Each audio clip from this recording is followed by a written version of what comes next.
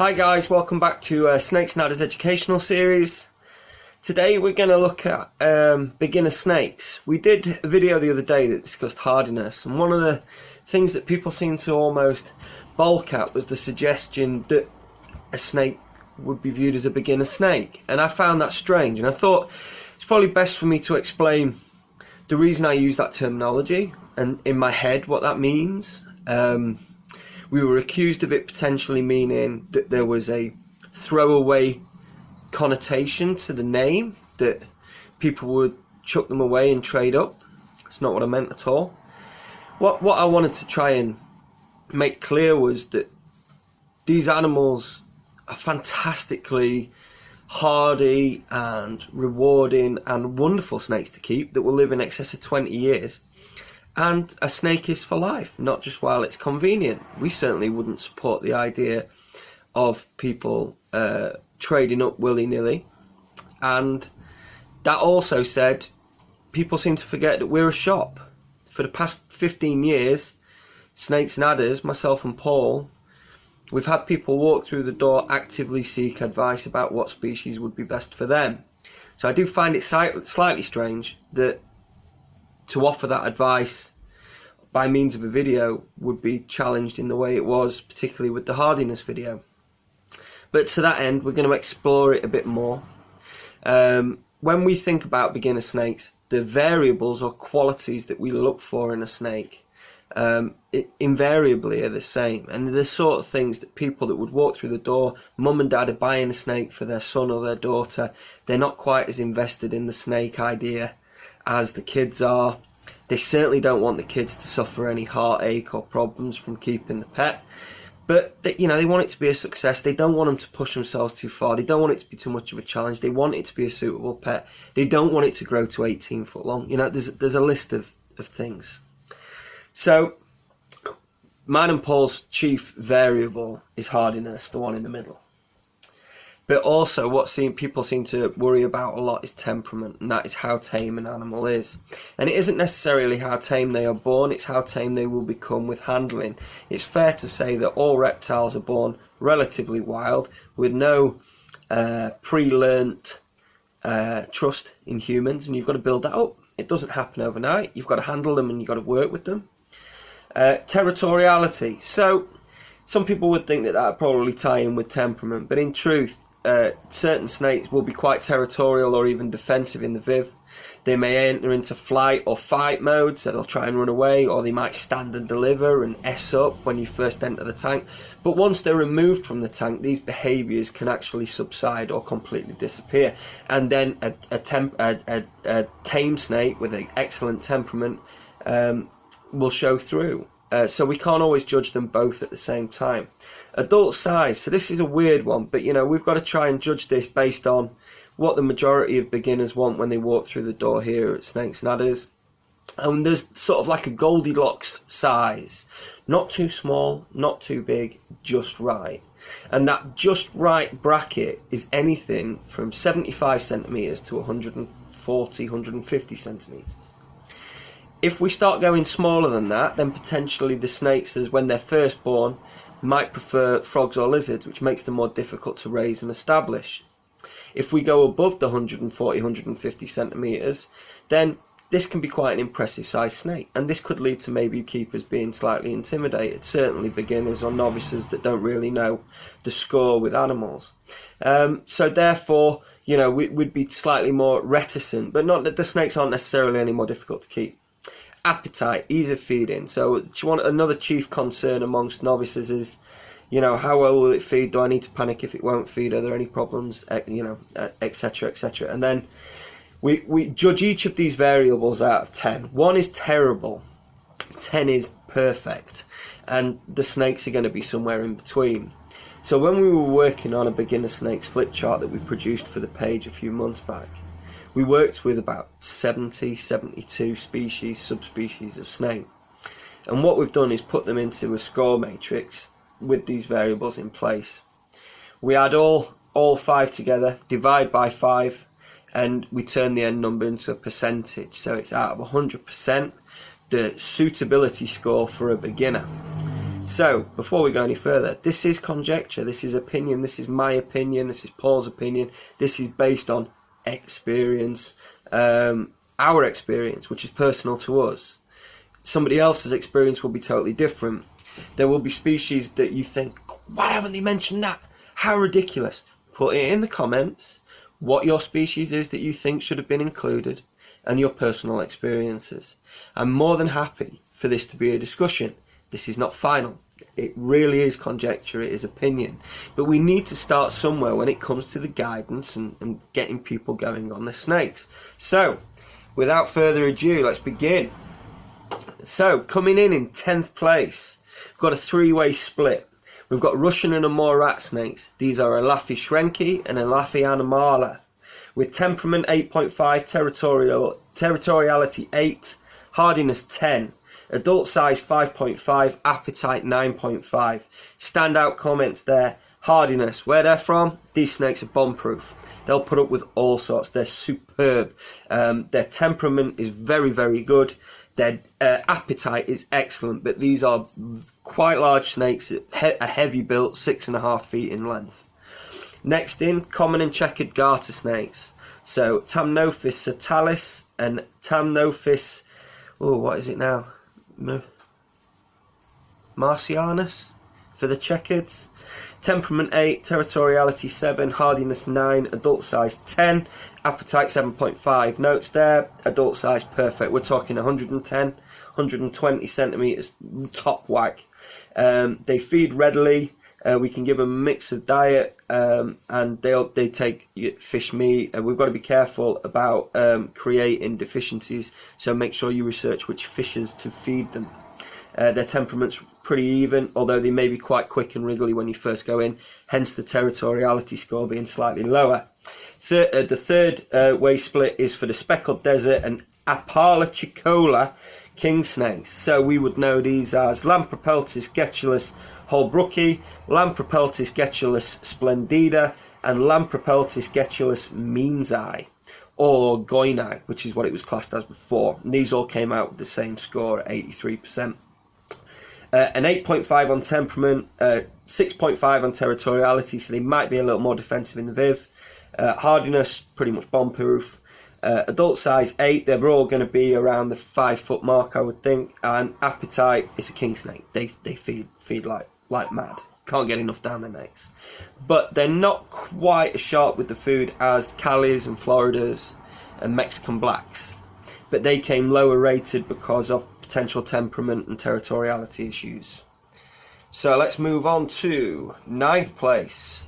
Another three-way split. Sinaloa milk snake, Lampropeltis triangulum sinaloae. Temperament 7.5, territoriality 7.5. So maybe a little bit wriggly, might not want to sit still. Hardiness 9, this is a montane species, Sinaloa.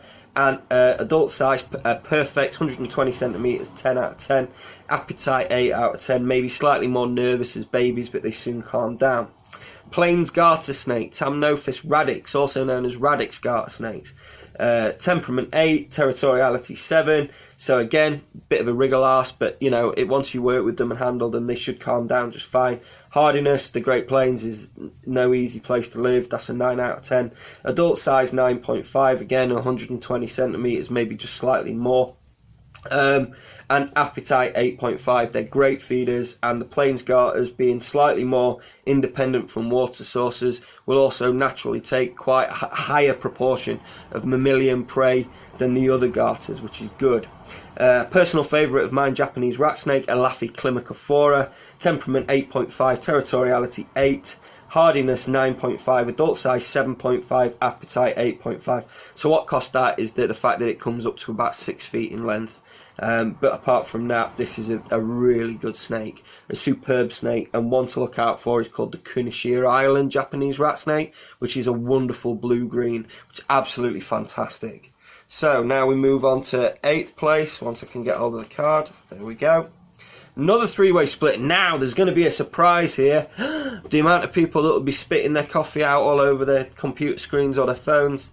Yes, in 8th place, the Royal Python, Python Regis.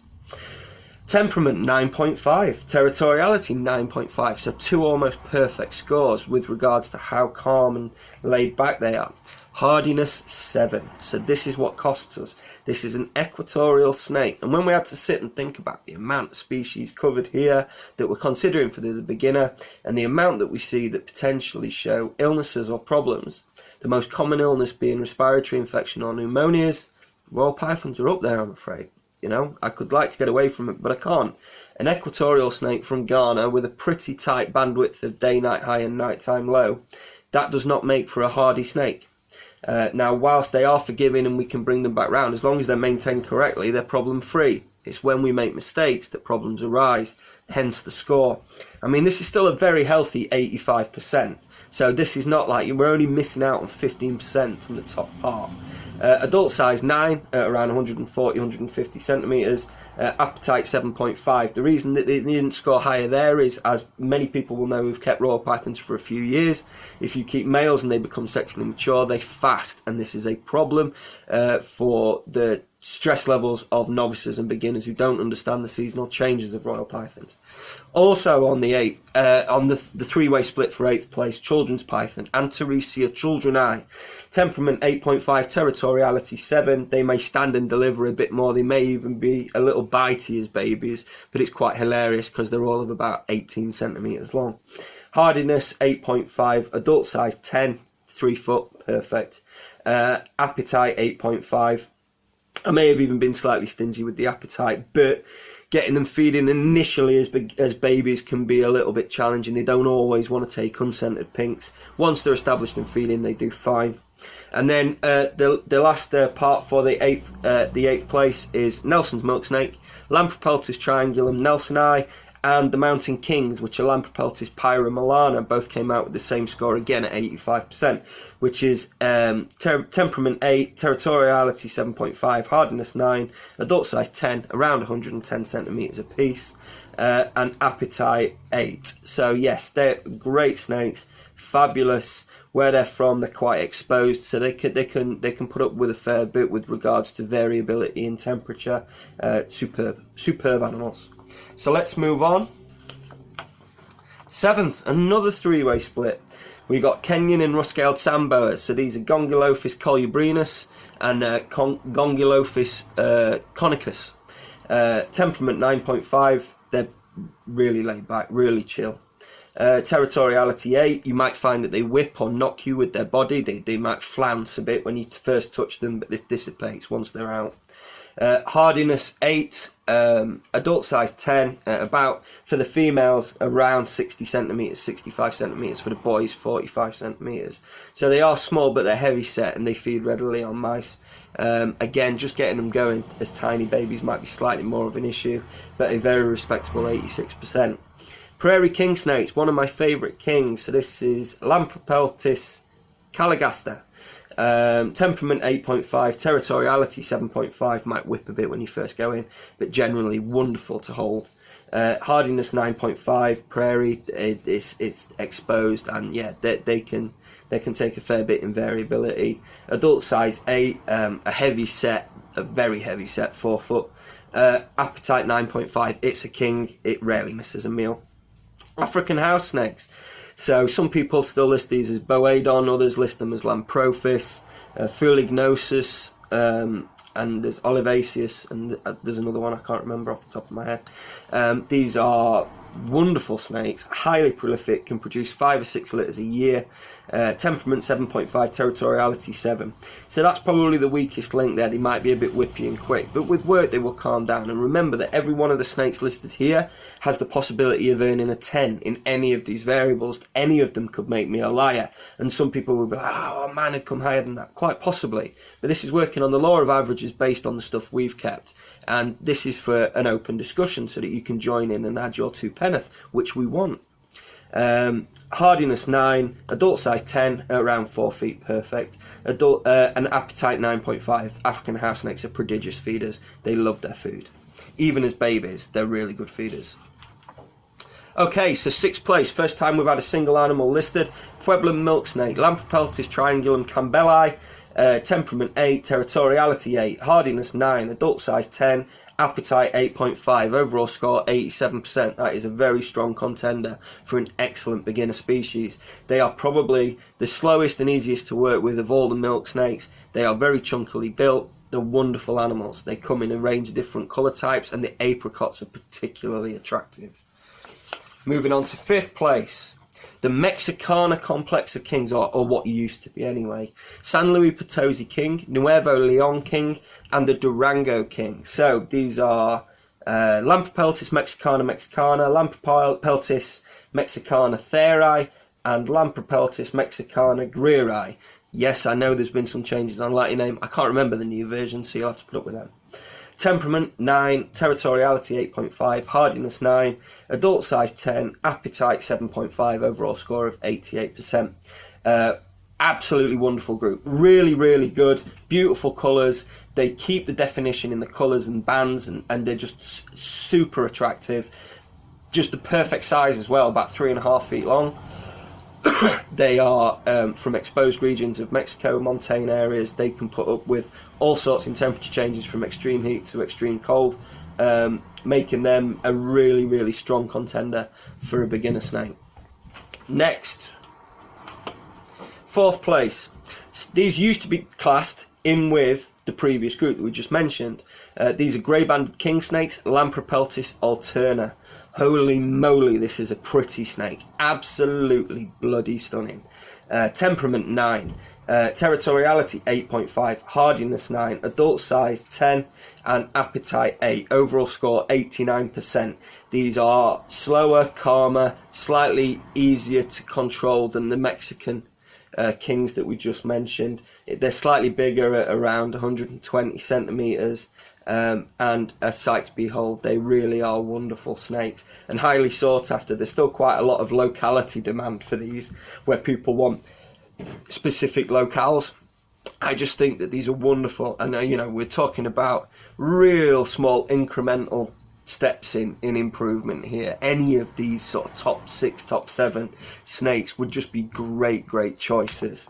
So now we move on to bronze place. Okay, so in 3rd place, coming in, Great Plains rat snake, Pantherophis imori, temperament 9, territoriality 8, hardiness 10, adult size 9, appetite 9. So these will hit about 4.5 feet, relatively heavy set.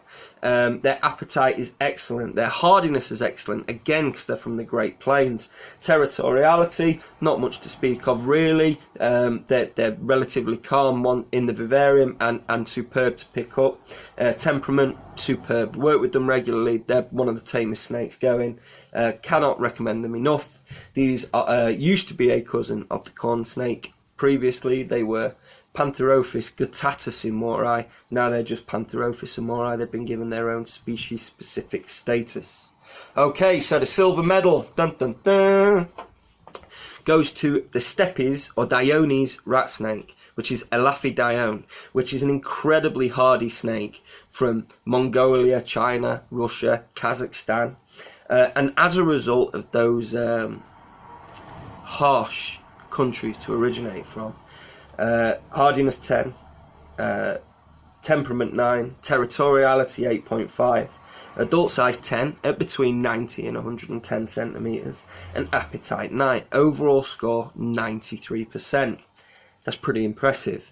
It's only missed out on a few things really, and that's probably the ones that I've had have been slightly more wriggly upon initially trying to get them out of the tanks, but I really am splitting hairs at this point, trying to be able to differentiate between some of these snakes with regards to suitability.